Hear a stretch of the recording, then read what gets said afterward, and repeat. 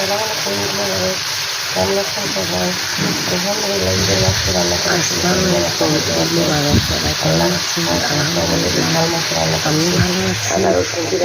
সব মাংস নিয়ে চলে আসছি, গরুর মাংস কোরবানির যেটা হলো মশলা করে দিলাম। বিভিন্ন ধরনের স্পাইসি হলুদের গুঁড়া, মরিচের গুঁড়া, জিরার গুঁড়া, ধনার গুঁড়া, পেঁয়াজ করে কষাই নিচ্ছি। কষাই নিয়ে আমি এভাবে রান্না করি। এখন সব মশলা জিরার গুঁড়া, মরিচের গুঁড়া দিব, হলুদের গুঁড়া। আমরা কিন্তু একটু মরিচ কম খাই, মরিচটা কম দেওয়া হয়। মাংসের মশলা মুরগির মশলাটা আমি দিই, রাঁধুনি মশলা ইউজ করবো, তাহলে বেশি ভালো লাগবে।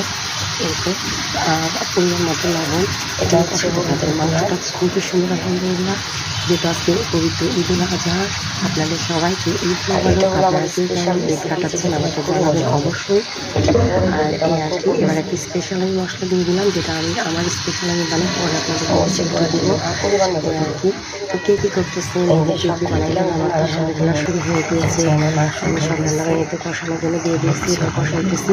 কারণ যেহেতু আমরা দুপুরের লাঞ্চ, এই কারণে মাংসটা প্রিপারেশন করা। তো দেখেন এই অবস্থা।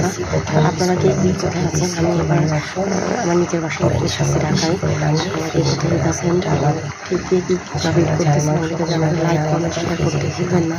আল্লাহ হাফেজ, আসসালামু আলাইকুম।